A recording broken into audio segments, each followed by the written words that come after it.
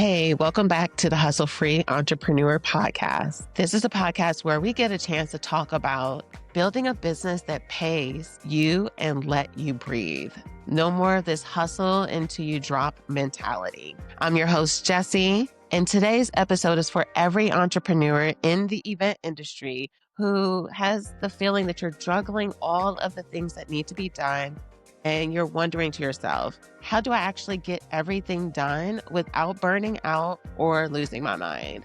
And if you're anyone like me, you probably have felt like this at any point of your journey. And let's be real, what I love talking about isn't the most sexiest thing to discuss. Who really wants to talk about systems that scale? But here's the thing, when you don't make the time to create a system or processes to scale, you often find yourself having chaos. That's why it's super important to pick the right systems to be able to hit the milestones that you're desiring inside of your business. So in this episode, we're going to be really digging into the business systems that actually are needed to scale and hit multiple 6 and 7 figures. And the most important part is how to do it without burning out. My goal is to be able to give you some simple steps that are going to help you with really thinking about how are you going to structure your business to have the success in which you're desiring.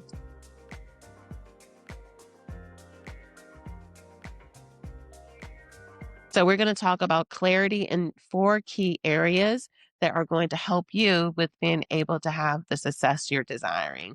And you want to make sure that you listen to the very end because I have an amazing offer that you don't want to miss, a free offer at that. So the first thing I want to talk about is delegation. And if you're one of those people that you're doing it all yourself, regardless if you are someone that's new in the business or you are someone that's been doing this for 10 years, you may be in a position that you feel as if you're just surviving because everything is just relying on your shoulders. The first thing to realize is that without delegation, you really are not scaling. In fact, it can almost feel as if you're on this hamster wheel to grow your business because it's all on you and you aren't able to have people to support you. In fact, I remember what that felt like a long time ago. I've had my own event business going on to 15 years, and that feeling was not the best. It almost felt as if I was surviving from day to day. I found myself waking up late at night, just concerned of, did I get this done? Did I send this email? What am I going to do with my time? Or I felt like I couldn't take any time out off of my business because everything was so structured on me being available to at the drop of a dime for things to get done. And that's not a great feeling. In fact, it feels more like a job than you running a business or a CEO. Everything the opposite of feeling like a boss. So the question is, if you're going to think about delegation, what can you actually let go of? When you're in the thick of it, it's going to actually feel as if everything needs to be done and you're the only one that can do it. But I'm going to challenge you to say that is not true. The first thing that you are going to have to do when it comes to delegating or even beginning the thoughts of delegating, you want to take the time to just on a blank piece of paper, take the time just to write the tasks that you do weekly. They don't have to be only big ones. They don't have to only be small ones. It's good to just do a brain dump, no judgment. Put the alarm on your phone for 3 to 5 minutes and just write out all the things that you're doing from sending out emails to scheduling content to editing videos. There's a bunch of things that you're doing that may not actually be helping you with growing your business, or there are things that are key for you to grow your business. But if you don't know what needs to be done and what you're actually doing, it's hard to go into the next step that we'll dig into a little bit more. But you cannot delegate without clarity. So I'll say that again. You cannot delegate without clarity. Often when I've spoken to people in my consulting business about hiring people, they find themselves challenged, not necessarily always in the financial aspect is, why am I paying someone to do the exact same thing that I have to do and I still have to touch it?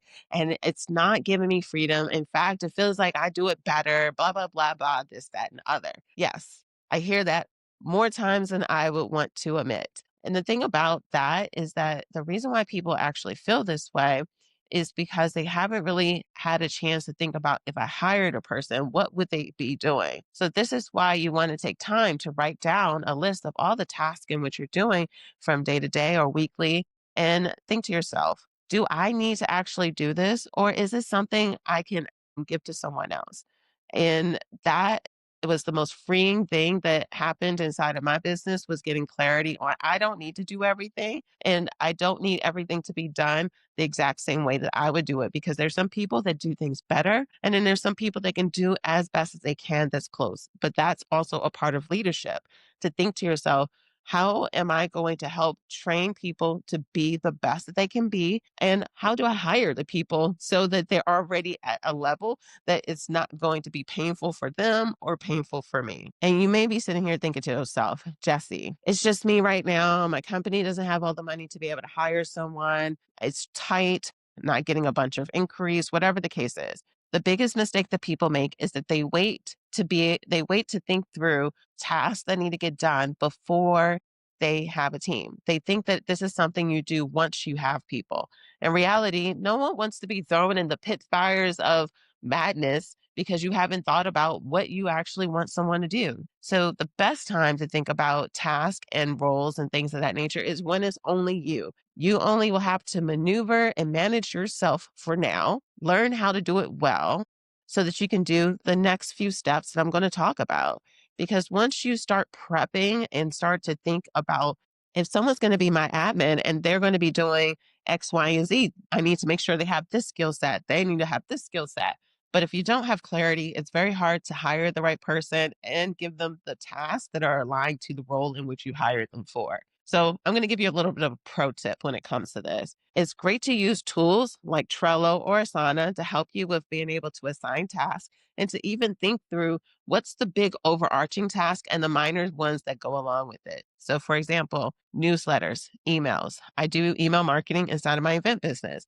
For example, if I have a task that says send out newsletter today, there's so many small steps that actually make up that one big task. This is why a platform like Asana or Trello is helpful, because if I need to send out a newsletter, first of all, I need to know what that newsletter is about. Secondly, I need to know, what am I actually directing people to? What is the intention of it? And the big part, what is it actually saying before it even gets sent out? So this is why it's important to think to yourself, what are some of these tasks, regardless if it's too big, if it's a big task or a small task, because it will allow for you to think through the processes that go along with it. So even if you don't have a team yet, do not worry, do not get stressed out. They will come, but it's important to start making a time to prep now. So using a platform like Trello will help you with being able to keep things organized. And then the bonus thing is that you can then screen record yourself using a platform like Zoom or Loom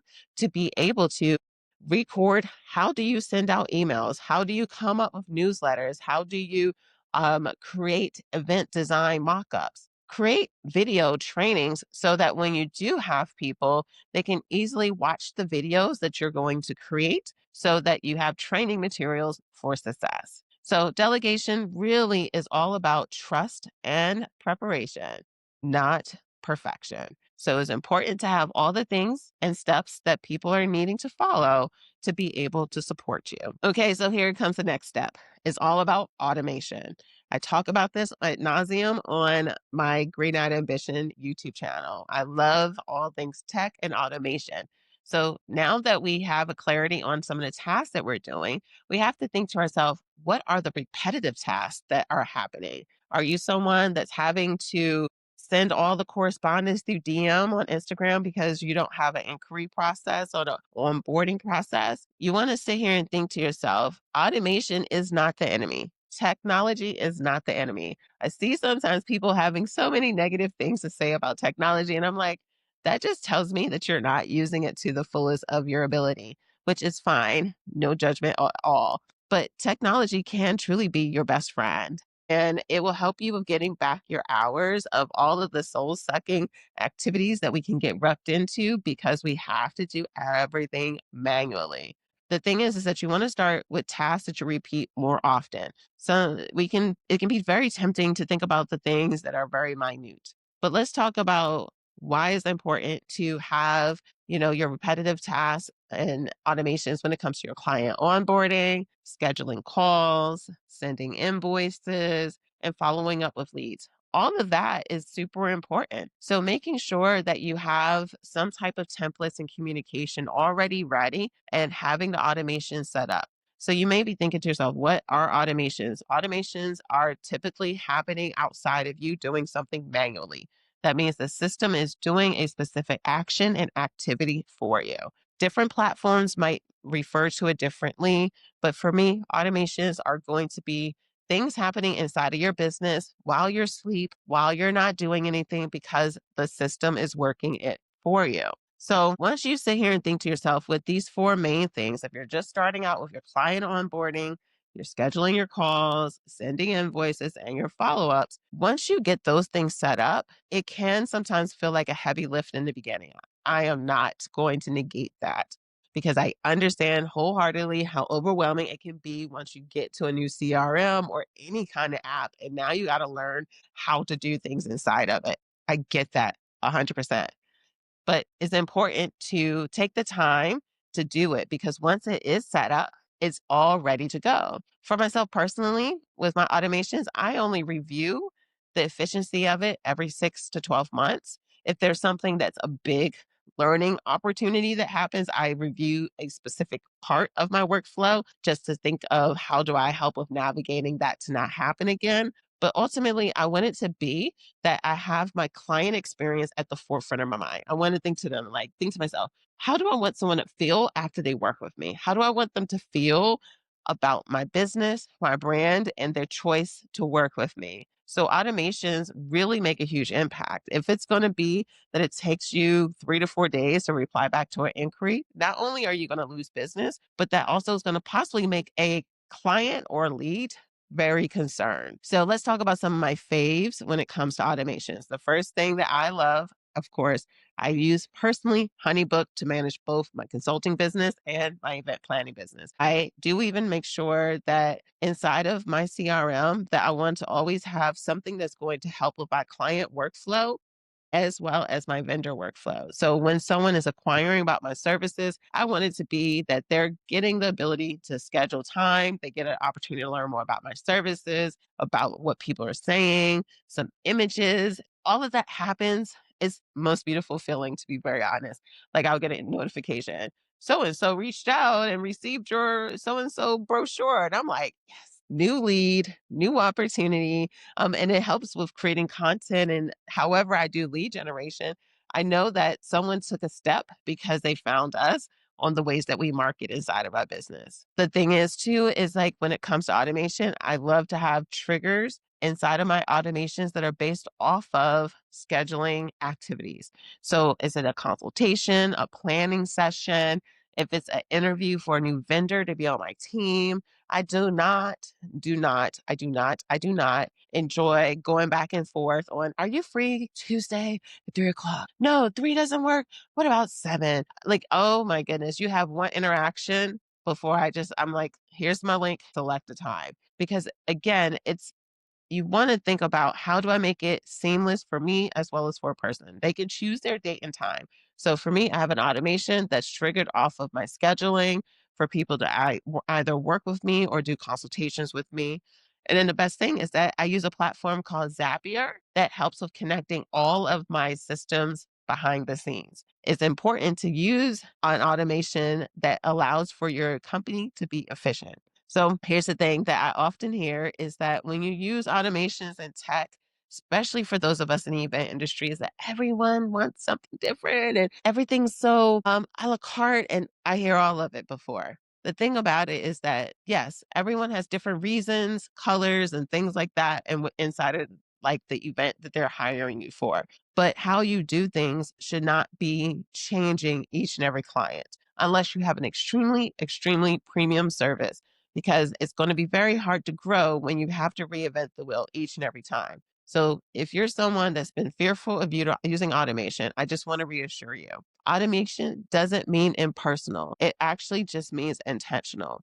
So you can create a high value interaction with your clients using automation. And I would highly encourage you to. Do you ever feel like you are always reinventing the wheel inside of your event business? What if you had workflows to help with improving your client experience and how you're executing your services? There is a stress free way to run your business, and I have a free resource to help you with navigating how to go about creating that inside of your business. That's why I have created a free training that's intended to help event business, industry business owners with being able to streamline how they're doing their services so that you are no longer wasting time, potentially making mistakes, or losing clients. This quick training will walk you through how to go about creating your process. It also includes some free printouts and worksheets to help you with being able to map out your plan. Don't let your back office hold you back anymore, and take the time to download the free resource that's in the description today. All right, so once you take time to create your automations, now we're going to talk about the part that sometimes I feel gets overlooked. Yes, I do feel like like using our tech is overlooked. But the biggest one that can be missing is just how do you standardize your processes and save the systems so that people are able to follow along. And this is all called process standardization. And the thing about this is sounds like a fancy word, but in reality, it's just a word that's saying the repeatable way to do things inside of your business. It's also known as your SOPs. So you have heard of it in different ways. You might be thinking to yourself, why does it even matter to have process standardization or SOPs? It's really because when everything is living in your brain, you're creating a bottleneck, and that is the most stressful way to run a business. So, this is why it's important to have documents and videos that help with training people how they can come in and step in and help inside of your business. It's very common for people that have event industry businesses to have a cousin, friend, sister, brother, someone to help with setting up, breaking down, prepping things, boxing things. And I often hear people complain when they have even friends and family members working with them. I feel like I'm doing it all myself. And I'm like, well, do you have anything for people to look at or read or follow to know if they're doing something correctly? And often they don't. This is why it matters to have your SOPs. And the thing about it is that your SOPs do not have to be complicated. In fact, it's really important to keep it as simple as possible. Best way to attack this is in a three-pronged approach. The first thing you want to think about is what's the first task I want to actually create a process on? Is it going to be what to do when you arrive at a location? Yes, it may seem as common sense, but here's the thing. It's not. Everyone has different thought processes on timeliness, professionalism, all the gamuts. In fact, you can probably have three people that are balloon artists and they all have different ways of how to prep for an event and pack and get things to a location. So it doesn't matter if you're getting someone that's a pro or expert in the industry or their family friend. You may do things differently than how they are expected to. So the first thing you want to think to yourself, what's the first task that I want to create an SOP for? And it doesn't only have to be big tasks, it can be small tasks. So we're going to keep it super simple. Let's say your first task is I'm going to create an SOP for prepping for an event. These are the things that we need to do, bloop, bloop, bloop. So the second step is once you realize it, is now you want to record yourself doing this. It's important to record yourself because some people learn different ways. In fact, you have some people that are ones that can watch a video like yourself if you're watching, and you have some other people that like to hear things, and you have others that like to read things. So you have three types of learners. And if you don't have processes that allow for people to receive information the way that's going to allow for them to take it in, it's going to be pretty detrimental. So once you realize what task you're going to, then you're going to record it. It can be your cell phone, just like how I'm using my cell phone right now. And you're just showing this is what we do when we set up. This is all the things that we put inside of it. In the beginning, it just needs to get done. It doesn't need to be a full on masterpiece production. Once you have that recorded, then you want to now write a checklist so that for those of us that need to read something or read and watch a video, they have two documents are going to help them, or a document and a video that's going to help them with understanding even more. Checklists are important. In fact, when I used to physically still go to an event, and sometimes when I go to like support someone else, checklists are how you make sure everything that's supposed to be in a box is there. We don't want to leave things up to assumptions because we all know what happens when we make assumptions. Then guess what? You officially have your first SOP, and you just rinse and repeat it. Figure out what task you're going to do, record your video, and then you're going to create a checklist to help support people with being able to actually execute what you want them to execute. In fact, I like to then put those into our SOP folder in Google so that we can have everything in an isolated location so that when we have someone that comes on board, they can easily locate that information. The best thing to do is just do bite sized pieces when it comes to you creating your SOPs. If you have a week or a weekend to knock out a whole bunch, great. But what I would just say is set a date on when you want it all done and just take bite-sized pieces. So it's just important to remember that these processes will save you energy and make it easier to grow your team, or even just bring on a VA for an extra 5 hours a week or every other week. You'd be amazed. By having these processes, it's going to make life a ton easier. And let's be real. We've all had the opportunity to take on a new job and it was chaotic and the onboarding process was miserable. You do not want to create the same type of environment inside of your business because you haven't taken the time to create your own processes. So the fourth step that you want to now do is really create a system stack that will help your business with really growing. You may not have heard of a system stack before, but this is really how do you tie all of the processes and systems together? And this is going to be your core tools that help you with running your business. Here's the golden rule. They should talk to each other when you're picking specific systems. You do not want it to be that they're all working isolated. So let's say you're not using a CRM that's an all in one platform. You don't want it to be that you have QuickBooks for your invoicing, then you're having to go to DocuSign to do this, and then you're doing email through here.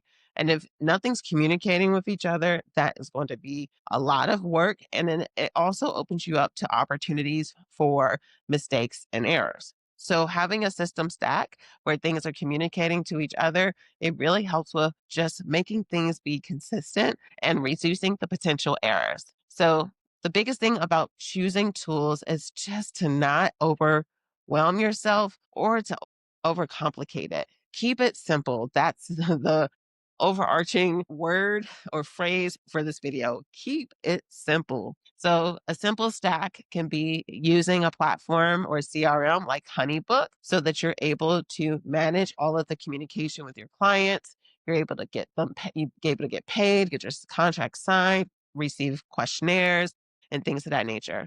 And then you can also have that once people pay on a specific service, if you need to have a Google workspace, you can have a Google's workspace that's created where you can store images and the client can upload images.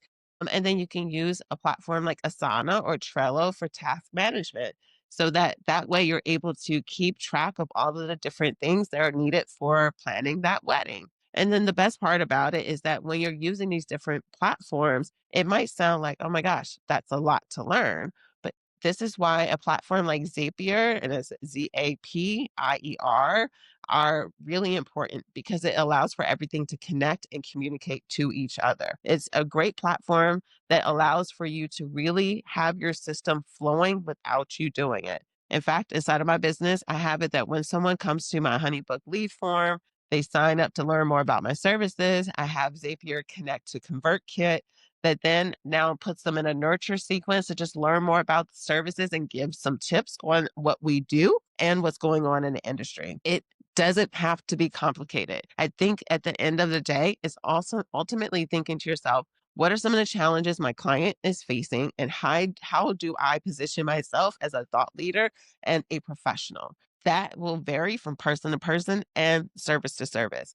So fight the temptation to be like someone else. Be yourself and show up in a marketplace powerfully in the way that you want to show up. And the best thing about when you first are starting out with using a system stack and choosing which apps you want to actually use inside of your business, the most important thing is to keep it lean. Do not overcomplicate things.